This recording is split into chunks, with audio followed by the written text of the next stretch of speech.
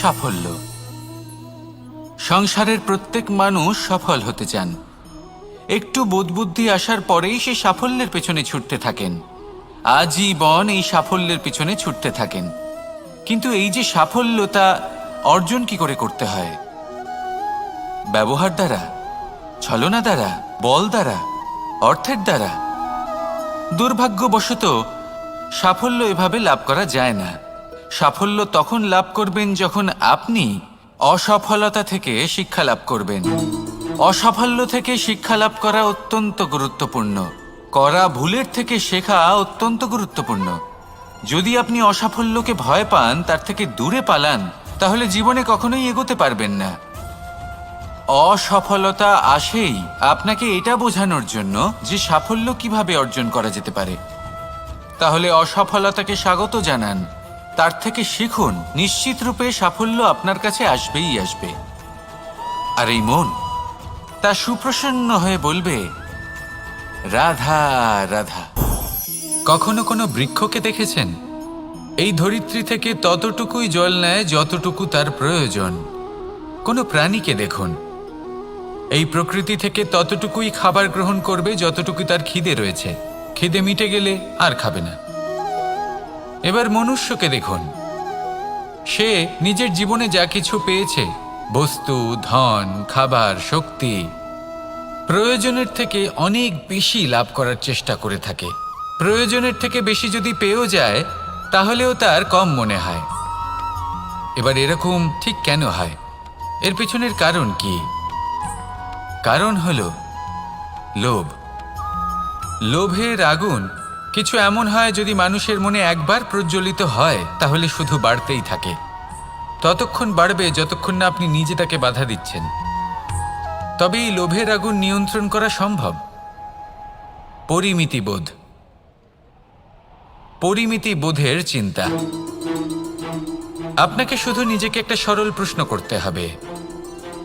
যখনই মনের মধ্যে কোনো বস্তুর প্রতি, শক্তির প্রতি, ধনের প্রতি, ভোজনের প্রতি লোভ বেড়ে যায়, নিজেকে প্রশ্ন করুন, এটা কি আমার কাছে ততটাই প্রয়োজনীয় যতটা একটা বৃক্ষের কাছে জল, যতটা একটা প্রাণীর কাছে ভোজন? এটা কি ততটাই প্রয়োজনীয়? যদি উত্তর না হয়, তাহলে নিজেকে সেখানেই বাধা দিন। সেই ভাবনা সেখানেই ত্যাগ করুন, কারণ সেটাই হলো লোভ। ঠিক এইভাবেই প্রয়োজনীয়তার চিন্তা করে আস্তে আস্তে এই মন নির্লোভ হয়ে উঠবে। আর এই মন প্রসন্ন হয়ে বলবে, রাধা রাধা। এ হলো গোলাপ ফুল। একে আমরা সকলেই চিনি। সমগ্র সংসার ভালোবাসে এই পুষ্পকে। এই ফুল দেখতেও সুন্দর। সবথেকে বেশি গুরুত্বপূর্ণ কথা হলো এর সুগন্ধ, যা দূর দূরান্ত থেকে ব্যক্তিদেরকে আকৃষ্ট করে। এই সুন্দর পুষ্প একটু মন দিয়ে দেখলেই দেখা যায় এর নিচে কাঁটা রয়েছে। এই সংসার বলে, এ প্রকৃতির কেমন রচনা, এত কোমল পুষ্প, এটা কি তীক্ষ্ণ কাঁটা সহ প্রস্ফুটিত হয়? এটাই হলো জীবনের সত্য। আমাদের অন্তরের সদ্গুণ, সেগুলিও এই ফুলের মতোই সুন্দর। সংসার এর সৌন্দর্য দেখতে পায়, এর সুগন্ধ চতুর্দিকে ছড়িয়ে পড়ে। কিন্তু এই সদ্গুণ জাগ্রত করে তোলার জন্য কঠোর পরিশ্রম করতে হয়, প্রতিনিয়ত চেষ্টা করে যেতে হয়। তাই জন্য যদি আপনি জানেন আপনার পথ উচিত, কিন্তু তা কাঁটায় পরিপূর্ণ, তাহলে থামবেন না, চলতে থাকুন।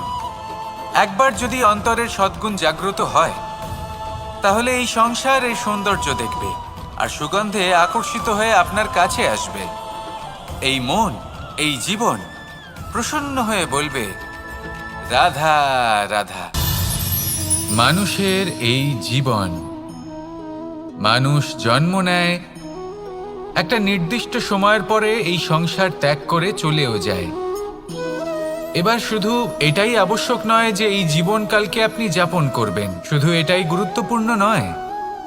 আবশ্যক এবং গুরুত্বপূর্ণ হলো এটা যে এই জীবনকালে আপনি এমন কিছু করেন যাতে এই সংসারের মঙ্গল হয়।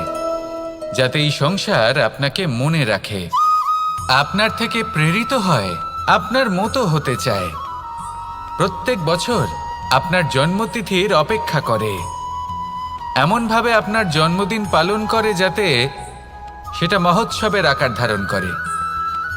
এবার এই জন্মদিন এমনি এমনি মহোৎসবে পরিণত হয় না।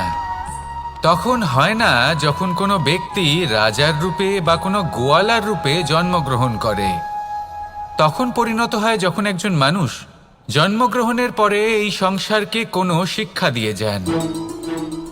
কিভাবে একজন মানুষ গোয়ালা থেকে রাজা হতে পারে, কিভাবে একজন মানুষ অসত্য থেকে সত্যের পথে চলতে শুরু করেন, অধর্ম থেকে ধর্মের পথে চালিত হতে পারেন, কিভাবে অন্ধকার থেকে প্রকাশের দিকে যেতে পারেন, কিভাবে নিজের আত্মাকে পরমাত্মার সাথে মিলিত করতে পারেন। তা সে রামনবমী হোক বা জন্মাষ্টমী হোক, তাদের জীবনের সাথে জড়িত প্রত্যেক মুহূর্ত একটা পরবের আকার ধারণ করে। তাহলে আপনিও এইভাবে নিজের জীবন যাপন করতে থাকুন। এই সংসারে শুধু ভালোবাসা বিতরণ করুন, কিছুটা এমনভাবে বিতরণ করুন যাতে আপনি এই সংসার থেকে চলে যাওয়ার পরেও এই সংসারে আপনি শুধুই ভালোবাসা বিতরণ করতে পারেন। যদি আপনি এরকম করেন, সংসারকে প্রেরণা দেন, তাহলে আপনার জীবনও রাধা কৃষ্ণের প্রেমের মতোই অলৌকিক এবং দৈব হয়ে উঠবে। আসুন আর আমার সাথে ভালোবেসে বলুন, রাধা রাধা। কথায় আছে সংসারে নাকি সকল রোগের ওষুধ আছে। যদি আপনি নিজের শরীরকে ভালোবাসেন তাহলে ব্যায়াম করুন, যদি নিজের নিঃশ্বাস প্রশ্বাসকে ভালোবাসেন তাহলে প্রাণায়াম করুন, যদি আপনি নিজের আত্মাকে ভালোবাসেন তাহলে ধ্যান করুন, কিন্তু যদি আপনি নিজের জীবনকে পরমাত্মাকে ভালোবাসেন তাহলে সকলকে ভালোবাসতে থাকুন। এই ভালোবাসা অত্যন্ত গুরুত্বপূর্ণ এবং আবশ্যক। ভালোবাসার থেকে ভালো না কোনো ওষুধ আছে, না আছে কোনো আসন। এর থেকে ভালো না কোনো ব্যায়াম আছে আর না কোনো প্রাণায়াম। এই ভালোবাসা বড় বড় সমস্যারও সমাধান করতে পারে। ভালোবাসা বড় বড় বিপদকে আপনার থেকে দূর করতে পারে। এই ভালোবাসাই আপনাকে জীবনে বাঁচতে শেখায়, কারণ ভালোবাসাই হলো জীবনের আসল সত্য।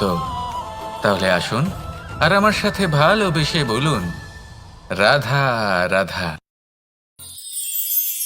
জীবনে অনেক সময় আমরা এটা দেখে থাকি যে আগামী প্রজন্ম সেই কাজটি করে যেটা তার পূর্ববর্তী প্রজন্ম করে গেছেন। একটা উদাহরণ দিই। তাহলে দেখুন, একদিকে আছে মাতা পিতা যারা আজীবন সংঘর্ষ করেছেন ধন অর্জন করার জন্য। তারপর তারই সন্তান তার সাথেই লড়াই করে তার থেকে সমস্ত সম্পত্তি ছিনিয়ে নিল। তারপরে যত সময় অতিবাহিত হয় সেই সন্তানের সাথেও সেই একই ক্রিয়া ঘটতে থাকে। তার সন্তান তার সমস্ত সম্পত্তি ছিনিয়ে নেয়। তাহলে এমন কি সঞ্চয় করবেন যা পরবর্তী প্রজন্মকে দিয়ে যেতে পারেন, সেই বিষয়ে ভাবুন। ভেবে দেখুন, এই যে ধন সঞ্চয় আপনি করছেন, এর আসলে লাভ কি? অবশ্যই আবশ্যক, কিন্তু এটাই কি শুধু সবথেকে গুরুত্বপূর্ণ বিষয়, যেখানে আপনি জানেন যে আপনি এই সম্পত্তি ভোগ করতে পারবেন না, কারণ এই সমস্ত সম্পত্তি আপনাকে পরবর্তী প্রজন্মের হাতে সঁপে দিতে হবে। তাহলে ধন সঞ্চয় করুন, কিন্তু এমন একটা সম্পত্তি কেন সঞ্চয় করা উচিত নয় যার উপভোগও আপনি করতে পারবেন, পরবর্তী প্রজন্মকেও দিয়ে যেতে পারবেন, আর মতভেদও হবে না। এমন সম্পত্তি আছে, আর এই সম্পত্তি হলো প্রেম। যদি আপনার মনে কোনো কিছু সঞ্চয় করার বাসনা জেগে ওঠে, তাহলে প্রেম সঞ্চয় করুন। সেটা পরবর্তী প্রজন্মও পাবে এবং সেই প্রজন্ম ভবিষ্যতে ভালোবাসা ছড়াতে থাকবে। আর তখন এই মন সুপ্রসন্ন হয়ে বলবে, রাধা রাধা। মানুষ ভাবেন যে ধন অর্জন করা হলো অত্যন্ত গুরুত্বপূর্ণ। তিনি আজীবন ধন অর্জন করতে থাকেন, ধন অর্জন করার চেষ্টা করতে থাকেন। সে যাই হয়ে যাক না কেন, পরিশ্রম করতে থাকেন। স্বাস্থ্যের দিকে নজর দেন না, না উচিত সময় খাবার খান, না উচিত সময় ঘুমোতে যান, না পর্যাপ্ত সময় পর্যন্ত ঘুমন, কিছুই না। ধন অর্জন করতেই থাকেন আর কিছু সময় পরে যখন তিনি অসংখ্য ধন লাভ করে ফেলেন তখন তার সাথে ওনার শরীরে অনেক রোগ বাসা বাঁধে। এইসব রোগের উপচার করতে করতে সেই সমস্ত ধন যা উনি অর্জন করেছেন তা তিনি ব্যয় করে ফেলেন। শেষ পর্যন্ত কি হয়? আমরা যেভাবে এসেছি ঠিক সেইভাবেই ফিরে যাই, ধন এখানেই থেকে যায়। দেখুন, একটা অত্যন্ত গুরুত্বপূর্ণ কথা রয়েছে যে আপনার বোঝা উচিত। এই যে ধন, তার ব্যবহার করুন জীবনকে আরো ভালো করে তোলার জন্য। ধনের সদ্ব্যবহার করা উচিত, এমন যেন না হয় এই ধন আপনাকে ভোগ করে ফেলে।